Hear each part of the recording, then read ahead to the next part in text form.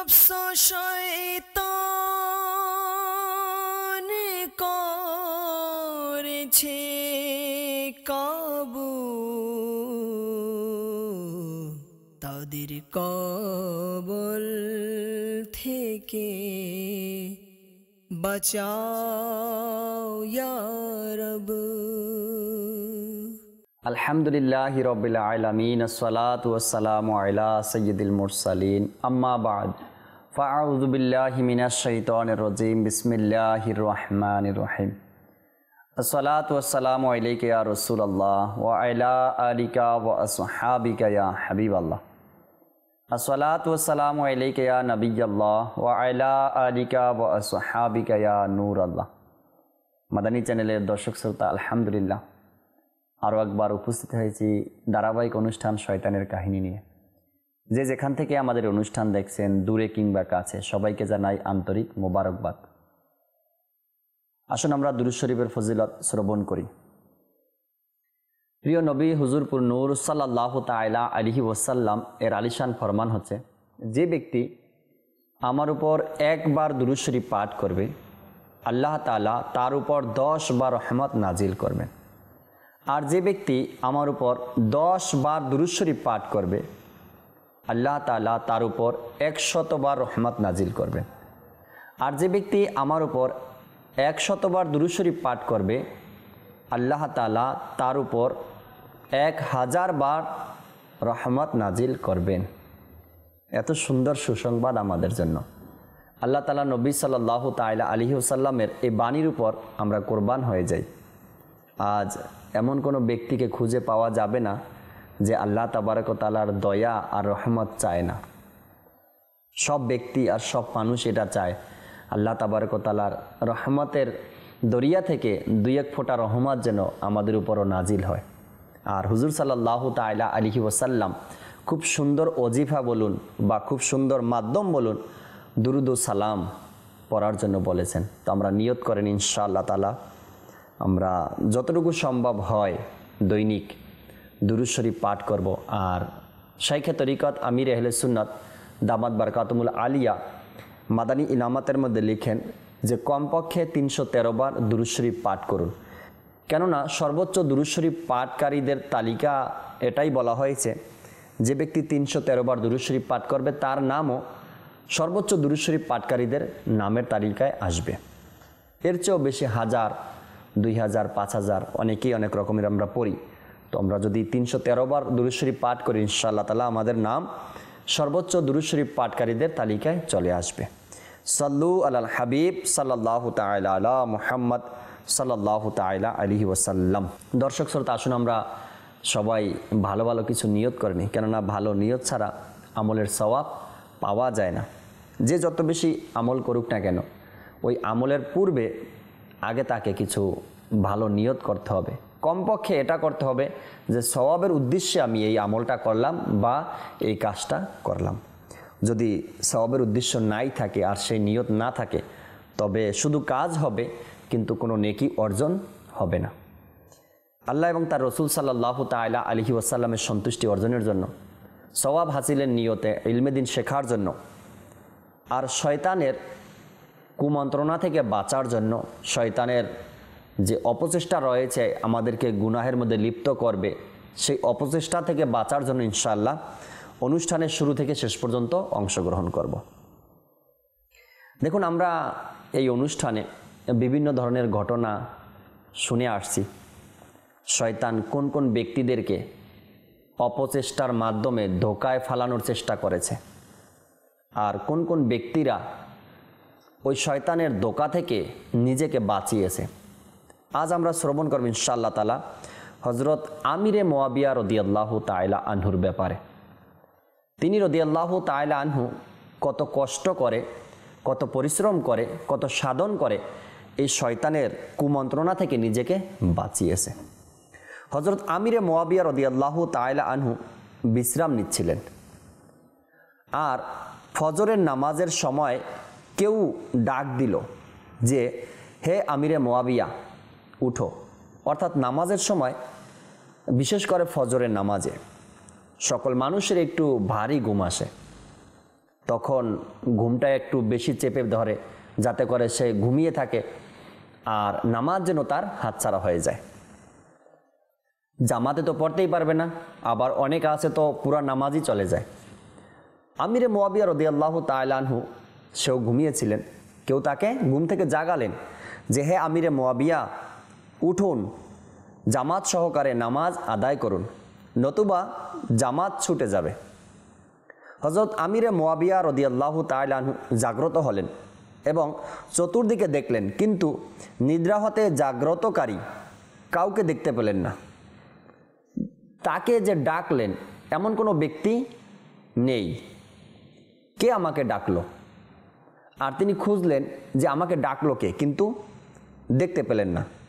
তিনি জিজ্ঞাসা করলেন, কে আমাকে জাগ্রতকারী, তুমি কে? উত্তর এলো যে, আমি হলাম শয়তান। যখনই এরকমের কথা আমরাও শুনবো তো অবাক হওয়ারই কথা, কেননা শয়তানের কাজ হলো নামাজের সময় মানুষকে বিভিন্ন ধরনের অজুহাত দেখানো। যদি কেউ দোকানে থাকে তো নামাজের টাইম হলে শয়তান তাকে দেখাবে যে তোমার দোকানে কাস্টমার বেশি, এখন নামাজে যাওয়া যাবে না। যদি কোনো ব্যক্তি ঘুমে থাকে তো তার ঘুমটা আরও জোরে চাপিয়ে দেয়, যাতে করে সে নামাজে না যেতে পারে। এভাবে করে এক একজনকে এক একভাবে শয়তান আটকিয়ে রাখার চেষ্টা করে। তো যখন আমিরে মুয়াবিয়া রাদিয়াল্লাহু তাআলা আনহু শুনলেন যে সে স্বীকার করলো আমি শয়তান, তখন সেও আশ্চর্য হয়ে জিজ্ঞাসা করলেন যে, শয়তানের জন্য জামাতের সাথে নামাজ আদায় করাতে জাগানোটা হলো অতি আশ্চর্যের একটি ব্যাপার। তুমি প্রথমে আমাকে একথা বলো যে এরকম পুণ্য কর্মের প্রতি উৎসাহ তুমি কোন উদ্দেশ্যে দিচ্ছ? অর্থাৎ আমিরে মুয়াবিয়া রাদিয়াল্লাহু তাআলা আনহু শয়তানকে জিজ্ঞাসা করলেন যে তোমার কাজ তো মানুষকে নামাজ থেকে দূরে রাখা, কিন্তু তুমি এমন পুণ্য কাজের মধ্যে, ভালো কাজের মধ্যে ডেকে দিচ্ছ, এর কারণ কি? এর পিছনে উদ্দেশ্য কি তোমার? শয়তানের কাজ হলো মানুষকে নিদ্রায় অচেতন রাখা, নামাজের জন্য জাগানো নয়। অতি আশ্চর্যের ব্যাপার, তাই না? প্রথমে আমাকে এটা বলো যে আমাকে কেন জাগিয়েছ? শয়তান বলল যে, জনাব, মূলত ব্যাপার হলো এটা যে গত শনিবারেও আপনি জামাতে নামাজ আদায় করতে পারেননি, আর আপনি জামাত সহকারে নামাজ আদায় করতে না পারার কারণে অধিক পরিমাণে কান্না করেছিলেন। একটু অন্তরের কান দিয়ে আমরা শুনি শয়তানের উত্তর কি আসলো।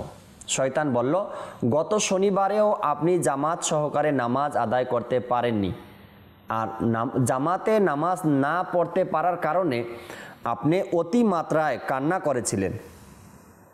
আমি রহমতের ফেরেশতাদেরকে পরস্পর বলাবলি করতে শুনেছি যে আল্লাহ তাবারক ওয়া তাআলা মুয়াবিয়া রাদিয়াল্লাহু তাআলা আনহুর এই কান্নাকে পছন্দ করে নিয়েছেন, আর মুয়াবিয়া রাদিয়াল্লাহু তাআলা আনহুকে 70টি জামাতের সওয়াব প্রদান করেছেন। যখন আমিরে মুয়াবিয়া রাদিয়াল্লাহু তাআলা আনহু জামাতে নামাজ আদায় করতে পারলেন না, তখন সে কান্নাকাটি করলেন, কি হয়ে গেল?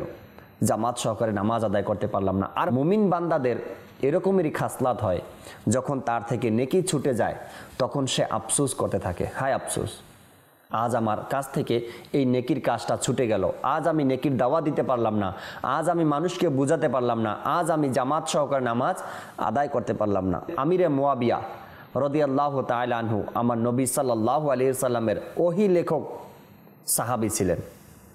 আর আমিরে মুয়াবিয়া রাদিয়াল্লাহু তাআলা আনহু যখন জামাতে নামাজ আদায় না করতে পেরে কান্নাকাটি করলেন, আল্লাহ তাবারক ওয়া তাআলার দরবারে তা খুব পছন্দ হয়ে গেল। আল্লাহ তাবারক ওয়া তাআলা তাকে এক জামাত হাতছাড়া হওয়ার কারণে 70টি জামাত সহকারে নামাজ আদায় করার সওয়াব তাকে দিয়ে দিলেন। সুতরাং হে মুয়াবিয়া রাদিয়াল্লাহু তাআলা আনহু, আজকেও আপনি যদি ঘুমিয়ে থাকেন, আমি এটাই ভয় পেয়ে গেলাম যে আজও যদি আপনি জামাতের সাথে নামাজ আদায় করতে না পারেন, তাহলে আপনি আবারও কান্না আরম্ভ করে দিবেন, আর মহান আল্লাহ তাবারক ওয়া তাআলা আবারও আপনাকে 70 নামাজের সওয়াব প্রদান করে দিবেন।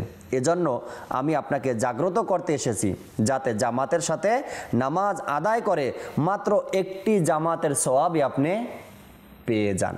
দর্শক শ্রোতা, এ বলে ঘুমিয়ে থাকা যাবে না যে জাগ্রত হয় আমি কান্নাকাটি করব।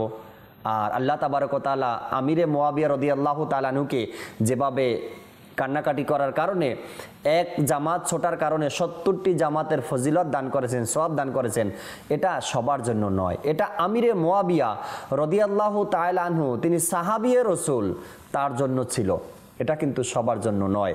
এখন নামাজ আর জামাত দেখুন যে কত গুরুত্ব ছিল, তাদের কাছে কত প্রিয় ছিল। তারা জামাতে নামাজ আদায় করতে না পারলে তাদের অন্তরটা কত বেকারার হয়ে থাকতো।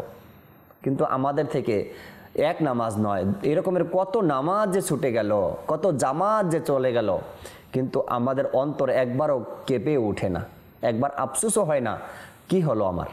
কিন্তু দেখুন সাহাবিয়ে রাসূল, সুবহানাল্লাহ, সে কান্নাকাটি শুরু করে দিল, আমার জামাত ছুটে গেল। আর আল্লাহ তাবারক ওয়া তাআলার কেমন দয়া হয়ে গেল তার উপরে, একের জায়গায় 70টি জামাতের সওয়াব তাকে আল্লাহ দান করলেন। শয়তান অত্যন্ত ধোঁকাবাজ। এ শয়তান কখনো কখনো ভালো কাজের উৎসাহ দেয়, কিন্তু তার এ কর্মেও কোনো না কোনো বিশেষ উদ্দেশ্যের জন্য হয়ে থাকে। শয়তান ভালো কাজের উৎসাহ দিলেও তারপরও তার এর পিছনে কোনো না কোনো উদ্দেশ্য থাকে। আর এই অভিশপ্ত হালুয়ার মধ্যে বিষ মিশ্রিত করে দেয়। জামাতের সাথে নামাজ আদায় করার উৎসাহ দেওয়াটা স্বাভাবিকভাবে খুবই উত্তম কাজ, কিন্তু এতে তার যে উদ্দেশ্য ছিল তাও ছিল সম্পূর্ণরূপে শয়তানি উদ্দেশ্য। জানা গেল যে শয়তানকেও কোনো কোনো সময় তাবলীগ কর্ম সম্পাদন করতে দেখা যায়, অর্থাৎ দাওয়াত দিতে দেখা যায়, নামাজও পড়ায়, কিন্তু এত কিছু করার পরেও তার উদ্দেশ্য হলো ভয়ঙ্কর ও বিপজ্জনক। বিদায় শয়তানের প্রকাশ্য পুণ্য কর্মের কথাও ভেবেচিন্তে কবুল করা উচিত, এবং প্রত্যেক ওই ব্যক্তি যারা কোরআন ও হাদিসের শিক্ষা দিতে দেখা যায় তাদেরকেও অতি উত্তম মনে করা উচিত নয়। কেননা কোনো কোনো সময় এমন কর্ম শয়তানও করে থাকে, তাদেরকে নামাজ ও জামাতের গুরুত্ব বর্ণনা করতে দেখা যায়। সুতরাং মুসলমানদের কর্তব্য হলো শয়তানের এমন প্রকারের চক্রান্ত হতে সতর্ক ও চোখ কান খোলা রাখা। দেখুন আমিরে মুয়াবিয়া রাদিয়াল্লাহু তাআলা আনহুকে যখন শয়তান ডেকে দিল, আর আমিরে মুয়াবিয়া রাদিয়াল্লাহু তাআলা আনহু যখন জাগ্রত হলেন, তখন জিজ্ঞাসা করলেন, কে আমাকে জাগ্রত করেছ? তো শয়তান বলল, আমি শয়তান। কিন্তু আমাদেরকে যদি কেউ নেকির দাওয়াত দেয়, আমাদেরকে যদি কেউ কোরআন হাদিসের কথা শোনায়, আমাদেরকে যদি ভালো কথা বলে, আমরা কিন্তু জিজ্ঞাসা করি না আপনি কে, কেননা আমরা মাথা ঝুলাই। সেও তো আল্লাহ ও তার রসুলের কথা বলে, হ্যাঁ আল্লাহ এবং রসুলের কথা বলে, হাদিস ও কোরআনের কথা বলে, উপর দিয়ে হাদিস ও কোরআনের কথা বলে, কিন্তু ভিতর দিয়ে ঈমানকে সে নষ্ট করে দেয়। এমন অনেককে পাবেন, এমন অনেক আছে। আল্লাহ তাবারক ওয়া তাআলার কথা শোনাবে, আল্লাহর ইবাদতের কথা শোনাবে, আল্লাহর জিকিরের কথা শোনাবে, কিন্তু পাশাপাশি সে কি করবে? আমার ঈমানকেও নষ্ট করে দিবে। তো এমন দাওয়াত প্রদানকারী কিছু লোক আমাদের দেশে বা আমাদের সমাজে পাওয়া যায়। তো আমাদেরকে কি করতে হবে? তাদের থেকে হেফাজত থাকতে হবে, তাদের থেকে আমাদের বাঁচতে হবে। না হয়তো দেখবেন একদিন না একদিন আমাদের ঈমান তাদের কবলে পড়ে যাবে, আর আমাদের ঈমানও নষ্ট হয়ে যাবে। তখন আমরা হুজুরে আকরাম সাল্লাল্লাহু তাআলা আলাইহি ওয়াসাল্লামের ব্যাপারে বিভিন্ন ধরনের কথা বলবো, বিভিন্ন ধরনের কটূক্তি করা তখন তার পক্ষে সম্ভব হয়ে যাবে। হ্যাঁ, মিলাদুন নবী সাল্লাল্লাহু আলাইহি সাল্লাম এটা কোথায় আছে? যখন মানুষ এই রকমের শয়তানি কাজের মধ্যে লিপ্ত হয়ে যাবে, যখনই কোনো ব্যক্তি দেখবে যে নেক সুরাতে শয়তান তাকে দাওয়াত দিচ্ছে, নামাজের দিকে আহ্বান করছে, ভালো কথা শোনাচ্ছে, তখন সাধারণ মানুষ আমরা তো মনে করবো এই ব্যক্তি তো ভালো কাজই করছে, আমাকে নামাজের জন্য ডাকছে, আমাকে দাঁড়িয়ে রাখার জন্য বলছে, আমাকে সুন্নতের উপর আমল করার জন্য বলছে, সব কিছু আপনাকে ভালো দাওয়াত দিচ্ছে। কিন্তু যখন রবিউল আউয়াল মাস আসলো, তখন একটা বাংলা কিতাব খুলে আপনার সামনে পেশ করবে আর বলবে, দেখুন মিলাদুন নবী বলতে কোরআন হাদিসে কিছুই নেই। সে সারা বছর আপনাকে ভালো কিছু শোনালো, ভালো কিছু দেখালো, ভালো কিছু বলল, কিন্তু যখন ঈমানের সময় চলে আসলো তখন সে একেবারে আপনাকে দলিল দিয়ে দিল নেই। এক যুগে দুইজন ভাই ছিল, যাদের মধ্যে বড় ভাই ছিল অত্যাধিক আবিদ ও পরহেজগার, আর ছোট ভাই ছিল বিলাসী ও মন্দ প্রকৃতি ও চরিত্রহীন। বড় ভাই এর অন্তরে একদিন শয়তানকে দেখার ইচ্ছা তৈরি হলো। ওই দিনই সে শয়তানের সাক্ষাৎ পেয়ে গেল এবং শয়তান তাকে বলতে লাগলো যে তোমার ইচ্ছা মাফিক আমি সাক্ষাৎ করতে এসেছি, অর্থাৎ বলল তোমার ইচ্ছা মতো আমি তোমার সাথে সাক্ষাৎ করতে এসেছি। তোমার উপর আমার দয়া হচ্ছে যে গত 40 বছর যাবৎ তুমি আমার স্বীয় আত্মাকে ইবাদতের মধ্যে নিমজ্জিত করে ধ্বংস করে দিয়েছ। আমি জানি যে এখনও তোমার বয়স আরও 40 বছর অবশিষ্ট রয়েছে, সুতরাং তুমি এমন করো যে আগামী 20 বছর তুমি আনন্দে অতিবাহিত করো, হালাল হারামে পার্থক্য পরিহার করো এবং স্বীয় জীবন রক্ষা করো। 20 বছর পর তওবা তথা অনুশোচনা করে নিবে এবং জীবনের বাকি অংশটা মহান আল্লাহ তাআলার ইবাদতের মধ্যে অতিবাহিত করে দিবে। ওই আবিদ লোকটির অন্তরে শয়তানের কথা রেখাপাত করলো যে সত্যিই তো এখনও জীবনের অনেক বড় অংশ অবশিষ্ট রয়েছে, কিছুদিন গুনাহের স্বাদ আর বন্ধু বান্ধবের সাথে ঘোরাফেরা, দুনিয়াটা দেখা। আবিদ লোকটি উঁচু তলায় অবস্থান করছিল আর তার ছোট ভাই ছিল নিচতলায়। আবিদ লোকটি চিন্তা করলো যে আমার ছোট ভাই ভোগবিলাসের মধ্যে জীবন যাপন করছে, এখনই আমি নিচে অবতরণ করে তার নিকট গমন করছি এবং তার সাথে একত্রিত হয়ে আনন্দ উপভোগের ও ভোগবিলাসের জীবন গ্রহণ করব। এদিকে বড় ভাই তো অন্তরে এ ধারণা পোষণ করলো, ওদিকে ছোট ভাইয়ের অন্তরে আল্লাহ তাবারক ওয়া তাআলার রহমতে দয়ায় আলোকিত হলো এবং আপন মন্দ কর্মের কথা মনে করে আল্লাহ তাআলার দরবারে কান্না করতে লাগলো এবং আপন বড় ভাইয়ের পরহেজগারি ও ধার্মিকতার কথা ভেবে নিজেকে নিজে ধিক্কার দিতে লাগলো এবং আপন আত্মাকে উদ্দেশ্য করে বলতে লাগলো যে হে নফস, তুমি অনেক আনন্দ ভোগ বিলাস করেছো, সুতরাং এখন তওবা করো, মহান আল্লাহ তাআলার ইবাদত বন্দেগীতে মশগুল হয়ে যাও এবং উপর তলায় যাও, বড় ভাইয়ের সমীপে উপস্থিত হয়ে আন্তরিকতার সাথে তওবা করো এবং ভবিষ্যতে কখনো পাপ কর্মের নিকটও যাবে না, এই ওয়াদা করো। বড় ভাই পাপ কর্মের নিয়তে উপর হতে সিঁড়ি দিয়ে নিচে অবতরণ করছিলেন আর ছোট ভাই তওবা করার নিয়তে উপরের দিকে যেতে সিঁড়ি বেয়ে বেয়ে উঠছিলেন। বড় ভাই পা পিছলে ছোট ভাইয়ের উপর এসে পড়ল, এতে দুই ভাই এখানেই মৃত্যুবরণ করল। মহান আল্লাহ তাআলা তার মন্দ ইচ্ছা পোষণ করার কারণে তাকে মন্দ লোকদের সাথে উঠিয়ে নিল আর ছোট ভাইকে তার তওবার ইচ্ছা পোষণ করার কারণে নেককার লোকদের সাথে উঠিয়ে নিল। মাদানী চ্যানেলের দর্শক শ্রোতা, খুবই শিক্ষণীয় একটি বিষয়। এতদিন বড় ভাই নেক আমল করলো, শেষ পর্যন্ত সে শয়তানের সেই ধোকায় পড়ে গেল। এতদিন সে পরহেজগার ছিল, আল্লাহ তাআলার ইবাদত করলো, কিন্তু শেষ মুহূর্তে এসে কি হয়ে গেল তার? সে মনে মনে ভাবছিল আমি একবার শয়তানের সাথে দেখা করব, সাক্ষাৎ করব। আর তার ইচ্ছা অনুযায়ী শয়তান এসে তাকে দেখা দিল আর বলল, তোমার ইচ্ছা মতেই আমি তোমার সাথে সাক্ষাৎ করার জন্য আসলাম। আমি দেখলাম যে তুমি 40 বছর আল্লাহ তাআলার ইবাদত করেছো, আরও 40 বছর তোমার বাকি আছে। তুমি এক কাজ করো, এখন থেকে 20 বছর দুনিয়াকে একটু দেখো, দুনিয়াকে একটু চিনে নাও, দুনিয়ার মজা নিয়ে নাও। বাকি 20 বছর তুমি তওবা করে আল্লাহ তাআলার ইবাদতের মধ্যে আবার মশগুল হয়ে যাবে। যখন শয়তানের ধোকায় পড়ে গেল, তখন তার ঈমান, তার আমল, তার মওত কোথায় চলে গেল? সে এই ধ্যান ধারণা করে নিচে নামছিল, ছোট ভাইয়ের সাথে 20 বছর আমি অতিবাহিত করব। ছোট ভাই যেভাবে আনন্দ উল্লাসে অতিবাহিত করেছে, আর ছোট ভাই নিচ থেকে অর্থাৎ নিচতলায় থেকে আল্লাহ তাবারক ওয়া তাআলার আযাবের প্রতি ভয় রেখে সে তওবা করলো আর উপরে চললো, বড় ভাইয়ের সাথে দেখা করবে, তওবা করবে, ভবিষ্যতে সকল গুনাহ ছেড়ে দিবে। দর্শক শ্রোতা, এরপরে সিঁড়ির মধ্যেই দুই ভাইয়ের মৃত্যু হয়ে গেল। বড় ভাই নেককার ছিল, সে বদ কাজের জন্য নিচে নামলো, আর ছোট ভাই বদকার ছিল, সে নেক হওয়ার জন্য, তওবার জন্য উপরে উঠতেছিল। দেখুন না, একবার চিন্তা করে দেখুন তো, আমরা যেন এমনটা না হই, আমরা যেন এমনটা না করি, আমরা যেন শয়তানের ধোকায় না পড়ি। সর্বক্ষণ আল্লাহ তাবারক ওয়া তাআলার দরবারে দোয়াই করতে হবে যে আল্লাহ, তুমি আমাদেরকে শয়তানের ধোকা থেকে বাঁচাও, তুমি আমাদেরকে শয়তানের কুমন্ত্রণা থেকে বাঁচাও, যাতে করে আমরা সবাই শয়তানের এই অপচেষ্টা, শয়তান যে আমাদেরকে ধোকা দিতে চাচ্ছে, অপচেষ্টা চালিয়ে যাচ্ছে, তাদের অপচেষ্টা থেকে যেন আমরা বাঁচতে পারি, তাদের কুমন্ত্রণা থেকে আমরা যেন বাঁচতে পারি, সেই চেষ্টা আমাদেরকে করতে হবে, সেই দোয়াও আমাদেরকে করতে হবে ইনশাআল্লাহ তাআলা।